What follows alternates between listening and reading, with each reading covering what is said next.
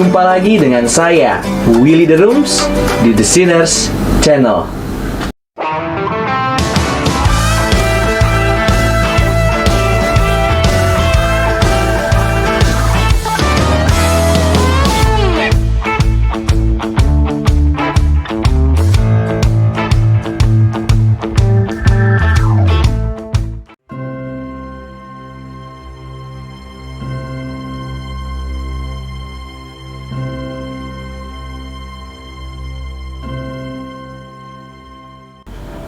Dalam video sebelumnya telah dipaparkan sejumlah alasan penggunaan teologi yang tak terhindarkan. Pertanyaannya sekarang adalah relasi seperti yang berlaku antara tradisi dan Alkitab. Apakah terdapat tradisi yang menjadi norma di dalam pembentukan Alkitab? Sejumlah teolog berargumen bahwa rule of faith adalah standar penentu di dalam proses kanonisasi Perjanjian Baru, sehingga bukan hanya penafsiran Alkitab yang tidak dapat dipisahkan dari gereja, melainkan juga penafsiran Alkitab ditentukan oleh komunitas penafsirnya. Contoh yang paling nyata adalah Craig D. Ellert. Ia berpendapat, aturan keyakinan inilah yang semuanya diukur pada abad kedua, bahkan tulisan-tulisan Perjanjian Baru yang sedang berkembang. Karena itu, bagi Ellert, pernyataan Alkitab sebagai satu-satunya sumber tertinggi dalam gereja harus ditolak. An appeal to the Bible as the early church sole rule for faith and life is anachronistic. Implikasinya, gereja menjadi satu-satunya penafsir yang berotoritas di atas Alkitab, dan Alkitab tidak dapat menafsirkan dirinya sendiri. Vanhooser dengan tegas menolak pandangan tersebut. Vanhooser mengakui manfaat rule of faith dalam memberikan presaposisi yang baik dalam menafsirkan Alkitab, dan bahwa rule of faith sendiri tidak menambahkan makna apapun terhadap Alkitab, sebab ia adalah ringkasan pengajaran para rasul tentang Yesus Kristus. Namun, persoalannya, rule of faith sendiri secara teologis bukanlah berada di atas Alkitab, melainkan sebuah ringkasan semata. Sebuah ringkasan tidak lebih besar daripada tulisan yang diringkasnya. Justru tulisan tersebut yang lebih berotoritas. Otoritas rule of faith berlaku hanya jika ia sesuai dengan kitab suci. Fungsi utama dari rule of faith adalah menjadi sebuah presaposisi, dan presaposisi tersebut bukan hanya sekedar berfungsi di dalam menafsirkan secara kristosentris. Fungsi utama dari rule of faith adalah menyatakan bahwa Alkitab dapat menafsirkan dirinya sendiri. Tujuan dari aturan iman atau rule of faith adalah membiarkan kitab suci menafsirkan kitab suci. Inilah akhir masalahnya. Rule of faith memerintah, tetapi itu sendiri diatur oleh kanon. Aturan naskah kanonik, tetapi itu sendiri tidak diatur. Menurut saya ada sedikit kekurangan dalam argumen dari Vanhooser. Sejarah gereja menunjukkan bahwa kanon belum benar-benar stabil hingga abad keempat. Memang benar, sudah ada pengakuan terhadap tulisan-tulisan para rasul sebagai tulisan yang berotoritas layaknya Perjanjian Lama. 2 Petrus 3 ayat 15-16. Namun, tidak sedikit juga beredar kitab-kitab palsu. Juga ditambah oleh muncul bidat Markion. Untuk diperlukan kriteria untuk mengenali kitab-kitab kanonik, yang salah satunya adalah rule of faith. Dalam konteks dapat dikatakan bahwa kitab-kitab kanonik adalah tanda kutip produk gereja. Dan secara kronologis tampaknya rule of faith adalah terlebih dahulu daripada kanon. Namun tidak demikian. Rasul-rasul sudah menulis tulisan-tulisan berotoritas sejak abad pertama, dan jemaat mengenalinya berdasarkan tradisi kerasulan. Lukas segera menulis Injil Lukas dan kisah para rasul, karena banyak kisah yang simpang siur mengenai Yesus. Bandingkan Lukas 1 ayat 1-4 dan kisah para rasul 1 ayat 1-3. Akan tetapi bahwa rule of faith digunakan sebagai salah satu kriteria dalam proses kanonisasi tidak dapat dipungkiri. Saya tetap pada posisi bahwa dalam pengertian tertentu dapat dikatakan bahwa rule of faith adalah tanda kutip produk gereja. Bukan berarti saya menyatakan bahwa makna Alkitab ditentukan oleh gereja dan Alkitab adalah produk gereja.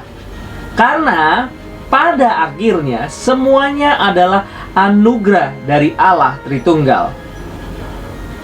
Berdasarkan alasan teologis-teologis berikut, saya mencoba menyintesiskan pandangan Van Hooser dan Aller.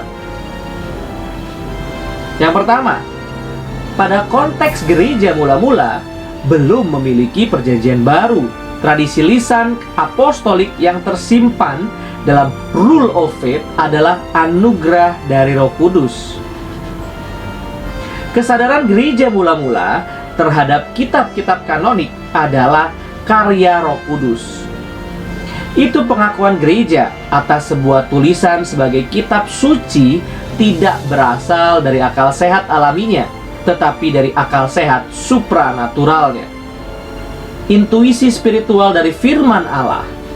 Peran roh bukanlah untuk melampaui kitab suci, menambahkan kata-kata baru, tetapi untuk memungkinkan gereja memahami dan menanggapi kata-kata yang sudah ada di sana. Dengan demikian, Alkitab tetap bersifat self-testifying. Bapak-bapak gereja dan reformator memiliki keyakinan yang mantap bahwa penafsiran yang tidak sesuai dengan rule of faith adalah penafsiran yang keliru, di mana aturan iman tidak diikuti. Para reformator menganggap bahwa pembacaan kitab suci tidak memadai, dan karena itu tidak mengikuti pengertian literal. Keyakinan atas rule of faith didasari pada sifatnya yang merangkumkan pengajaran para rasul. Pengajaran para rasul sendiri mendapatkan otoritas dari Yesus, Sang Firman Allah, yang diutus Bapa dan yang bergantung kepada Roh Kudus. Matius 3 ayat 16, Lukas 1 ayat 35, Lukas 4 ayat 1. Dan pada saat Roh Kudus menyaksikan kembali segala perkataan Yesus, Yohanes 14 ayat 26. Jadi pengajaran para rasul yang menjadi dasar dari rule of faith pada dirinya sendiri bukanlah karya gereja, melainkan karya Allah Tritunggal. Mengenai sikap gereja terhadap tradisi kedua, tidak perlu dikatakan banyak. Segala jenis tradisi-tradisi gereja yang tidak terdapat di dalam Alkitab sudah jelas harus ditolak. Tidak ada satupun tradisi gereja yang dapat menyaingi Alkitab. Tradisi bisa salah, dan tradisi adalah buatan manusia yang terbatas dan telah jatuh dalam dosa. Kitab suci mampu menampilkan illocutionary acts-nya, makna penulis sendiri yang menuntut perlocutionary acts, respon dan tindakan ketaatan dari komunitas orang percaya. Perlocution atau penafsiran tradisi gereja selalu bergantung kepada illocution, makna ilahi Alkitab.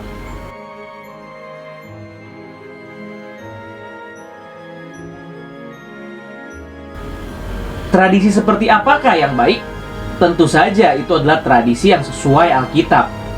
Tradisi yang merupakan hasil iluminasi Roh Kudus, sehingga gereja menyaksikan pesan-pesan dalam kitab tentang Yesus Kristus. John Calvin mengemukakan alasan mengapa ia mengikuti pengakuan iman Nikea tentang Tritunggal. Tetapi, ketika begitu sering ditegaskan dalam kitab suci bahwa ada satu Tuhan, dan lebih jauh lagi ketika Kristus begitu sering disebut sebagai Tuhan yang benar dan kekal, satu dengan Bapa. Apalagi yang dilakukan para bapa Nikea ketika mereka menyatakannya sebagai satu esensi, tetapi hanya menguraikan arti sebenarnya dari kitab suci.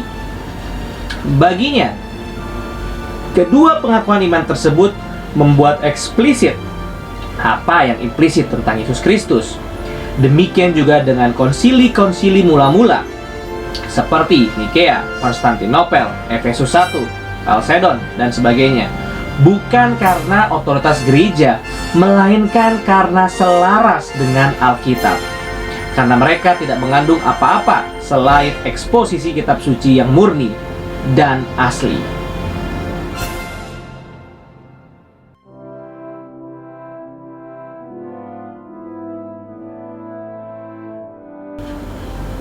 Doktrin kecukupan Alkitab didasarkan pada fakta bahwa Alkitab adalah firman Allah yang dinapaskan olehnya. Implikasinya adalah Alkitab dapat menafsirkan dirinya sendiri dan tidak memperoleh makna dari tradisi gereja manapun.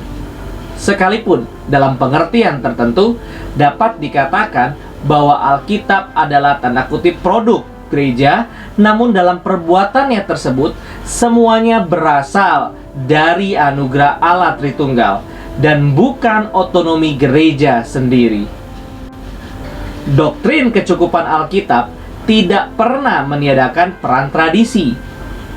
Namun, perlu dijelaskan bahwa tradisi berada di bawah Alkitab, termasuk rule of faith yang selama ini diakui kredibel. Karena itu, gereja perlu memilah mana tradisi yang sejati dan mana yang bukan. Tradisi yang sejati adalah penafsiran yang relatif dan harus selalu dikoreksi agar senantiasa sesuai dengan Alkitab. Sebab Alkitab adalah otoritas final dan tertinggi di dalam hidup manusia. Terima kasih. Tuhan Yesus memberkati.